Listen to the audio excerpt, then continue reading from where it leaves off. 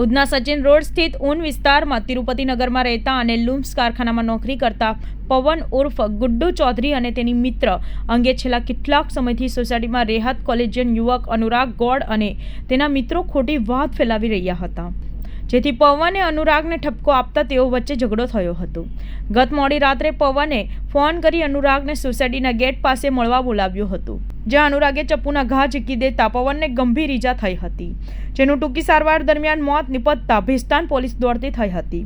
પોલીસે હત્યાનો ગુનો નોંધી અનુરાગ સહિત 3ની ધરપકડ કરી હતી। તારીખ 12 માર્ચના રોજ સાંજના લગભગ 6:30 વાગ્યાના સુમારે આ બનાવના કામે મરનાર ગુડ્ડુ ચૌધરી અને તેમના મિત્રો મેહલ વગેરેનાઓ તિરુપતિ બાલાજીના બિલ્ડિંગ નંબર એની નીચે હતા અને આરોપી મરનાર ગુડ્ડુને એવો વહેમ હતો કે આરોપી અનુરાગ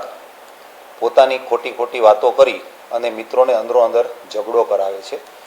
જેથી શાહિદ નેહલના ફોનથી આરોપીને ફોન કરી નીચે બોલાવે છે, ફોન પર ગાળાગાળી કરે છે અને આરોપી નીચે આવતા મરનાર ગુડ્ડુ તથા અનુરાગ વચ્ચે ઝઘડો તકરાર થતાં આરોપી અનુરાગે પોતાની પાસેના ચપ્પુ વડે મરનાર ગુડ્ડુને પેટના ભાગે તથા ડાબા પડખાના ભાગે ગંભીર ઈજાઓ પહોંચાડતા તાત્કાલિક આમેના હોસ્પિટલમાં દાખલ કરવામાં આવે છે અને ત્યાં સારવાર દરમિયાન તે મૃત્યુ પામે છે। આ બાબતે હત્યાનો ગુનો નોંધવામાં આવેલો છે અને આરોપી અનુરાગને ડિટેન કરવામાં આવેલ છે।